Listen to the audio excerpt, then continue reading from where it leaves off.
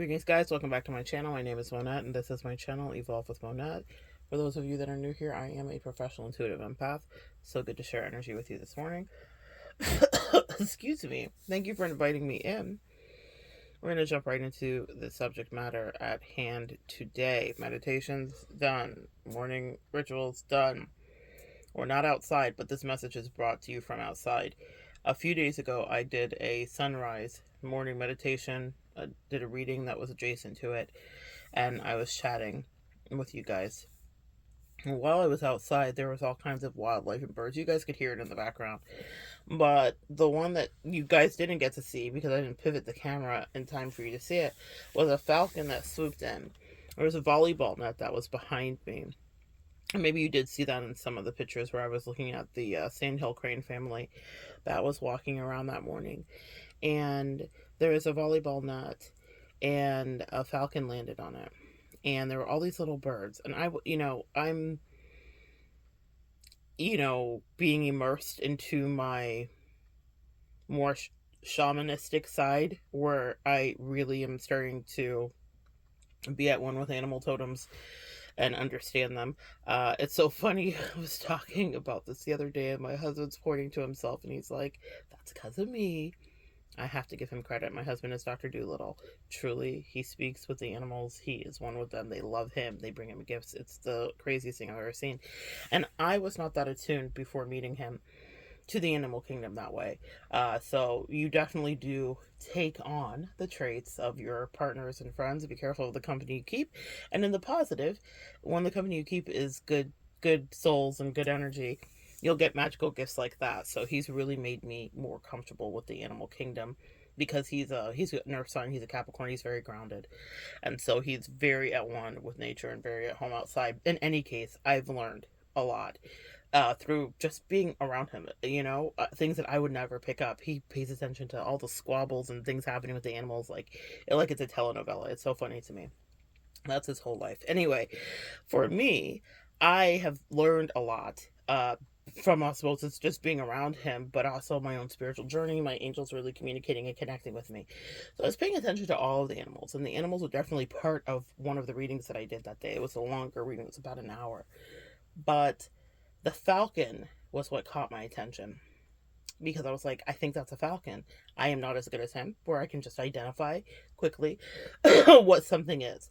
But my angels were like, it's a falcon. And I remember the stripes when its wingspan was out and its tail was out, the way that the stripes were on its tail. And I remember that, so I could go look it up.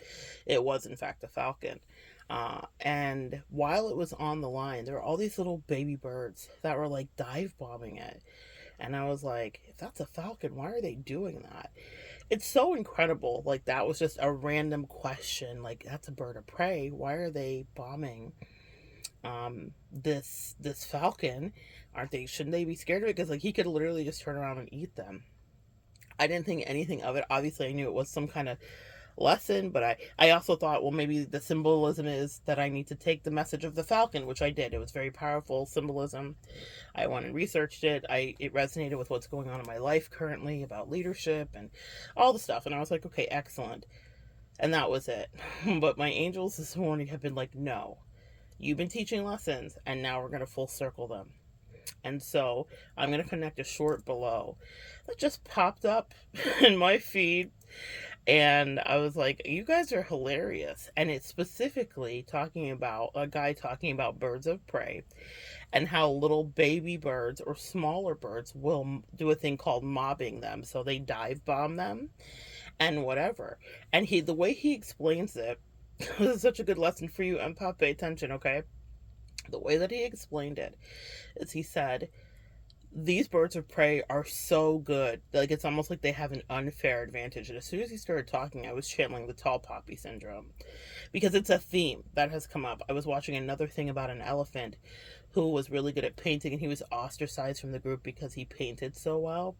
You will be ostracized because he painted. He was a painter. Like, I'm saying real words. I know it sounds like I'm speaking like in Cinderella, Disney Kingdom stuff. There was an elephant that I was watching that was painting. An elephant's paint. One named Suda that's very popular. In any case, maybe that's another video. But she was ostracized, or it was ostracized, whatever the name, male or female, I'm not sure. Elephant was ostracized from its community because it had this talent. And that's just so bizarre to me. And a lot of people made jokes in the comments like, oh, he was telling that he could speak to humans, he was breaking the ancient codes, the elephants were pissed, and he let them know how smart they were, whatever. But the point is, he had a gift, and his tribe didn't like that he was that gifted, or she, or he, or I don't know which sex the elephant was, but the elephant was gifted. Back to these birds of prey. The birds of prey are so good, the guy said, the owls are just too good. You literally don't see them coming.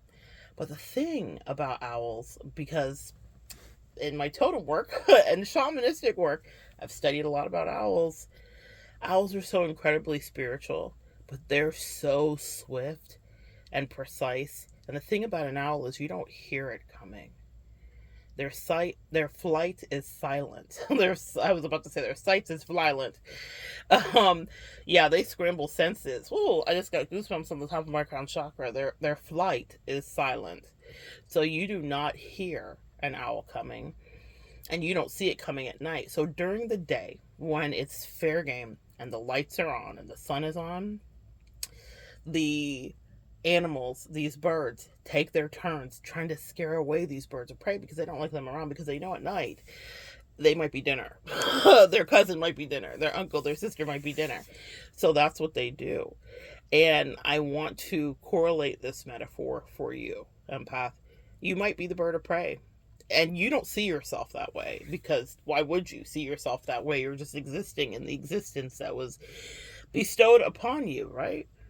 But to other birds that are smaller than you, not as mighty as you, and are not as gifted as you, because the thing about these birds of prey is they're gifted. Hawks, falcons, uh, owls, they have an ability to fly quickly, swoop in, to be undetected, like the owl who you can't hear or see at night. It's like, good luck to you, you are now food. You don't even know how you got in his mouth. And a lot of people see your power. So let's take it there, way before you see it. You're just existing. You're just a falcon on the volleyball net. And these little baby birds were dive bombing it. I was like, wow, they're quite audacious. During the daylight, they are. But at night, they know that they won't get too far. There's something to be said about this. It's still formulating in my head, because at the end of the day, what does that make us if we are that bird of prey? Really good at what we do? Does it mean that we're a predator? That's such an interesting thought, and I don't mean that in any weird way. I'm talking about people see us that way, and what they see is us as dangerous when we're really just living our lives, and they see us as a threat. So people will always try to get you out of the paint. There'll be tons of little birds that are not your size, they're not in your weight class. They couldn't take you out if they literally didn't have a blindfold on and they were led directly to you. Because even during the day, when they're dive bombing the bird, it's just an annoyance to the bird of prey. It's like, okay, good luck. I mean, I see you keep that same energy tonight, essentially, is what these birds of prey say. Keep that same energy tonight. But that's okay. You know, disturb my little restful daytime moment. That's nice. That's cute. But what's going to happen to you later? You guys may not have that predatory instinct that some of these birds of prey do. But let me tell you who does around you that you may not be aware of your ancestors do. They are relentlessly, precisely good at swooping up, eating up, and handling any problems, little pesky problems that are around you. So let those little birds mob you during your day, whatever that may be, and let those people try to play at you and play with you and play in your face. You know, it's fun. And stealing your time for them is, you know, fun for them. It's free time for them. It's playtime for them. But it's because they're intimidated about you and by you, and it's because your ancestors say you have work to do, and they are the ones that might get that predatory energy, that survivor's instinct up out of you. I'd rather call it that, because that's what you have to have. During the day, when that falcon that I was watching was being dive bombed, he wasn't fighting back. He would just like hop over a little bit and hop to the left and hop to the right on the volleyball line, because he was just like, I'm just trying to get some sunshine. I'm just trying to be outside like you two. But you know, at the end of the night, we got to eat. This is such an interesting thing for me to kind of just formulate, and my angels were like, this is about the collective. You guys are seen as birds of prey. Even if we put you in whatever body you're in, whatever existence you're in, we didn't put you in it to be a threat to anybody. We put you in it because we saw you as that. Your destiny was to be a falcon. Your destiny is to be an owl. If you resonate with these totems, your destiny is to be a hawk. And that means that you will just be better at some things than other people are. And there will be people that are better at some things than you. And so that's something you need to remember, to keep yourself humble, so that as you go forward, you don't get too full of yourself, because even an owl and a bird of prey could be taken out. So that's why you need your spirit team about and protecting you. But that's why you get dive bombed a lot. You ever notice that you have gangs of people that come against just you, empath? Like, mad people have these like weird agendas with just you, and you're like, what is happening? You're literally oblivious. You're living your life, whatever it is, the good life, the best life, the worst life. People don't really know what your struggle is secretly, but you're living it. And people are dive bombing because they're intimidated AF, because they see what you can't see. You're just like, I'm a little falcon in my body, I'm a little owl in my body, I'm hungry, I think I'll have a mouse tonight. And they're like, let's get this person out of the house today during the light. Because we know that if they come in, whatever truth they disseminate is something that could eviscerate what we now call our safe haven. People see you as a threat, even if it's not at all your intention. And so they do their damnedest and their doest diligence to get you off your path and to distract you and to get you to go away. And sometimes maybe that's exactly what's supposed to happen. Maybe with them you're not supposed to play, but it doesn't stop you from having that killer instinct in the bird of prey kind of way. And that's what people are really intimidated about. So the next time you get mobbed on or dive bombed on, remember this little message. This is something that you signed up for, okay? Because you do have a special skill set, and or you are gifted in a certain way, and or you are blessed, and or you do just escape danger in the nick of time. And these little birds around you can't figure out why. How come you got to be in this body? How come you got to be in this life? How come you don't seem like you're making quote unquote sacrifices? You do. You are. You get wounded in battle. Things happen. You're scarred. But they don't know that because they're living their little bird life. It's not, little birds are adorable. They were so cute jumping around the falcon. They were adorable. But they're living their little bird life. So they cannot imagine what sacrifices you make in your big bird life. That part. In your bird of prey life, they can't imagine. They don't know the quiet solitude you sit in. These birds of prey aren't hanging out with their buddies. They're singular, hermited individuals. They fly and they hunt alone. They live very much alone a lot of times. They soar to incredible heights. They have secret lives. And people get very curious about that with you, empath. So they dive bomb you and they mob you and they invade your energy and your privacy, and they want to know about you and they want to know why you've. I'm getting a message right now. They want to know a lot of things about you. But they can never do the things you could do. That bird of prey may be like, I'm thinking of a Disney movie where like a bird of prey and a little bird become friends, but in the inevitable food chain of it all, that bird of prey could always eat that little bird. Could an unlikely duo form? Maybe.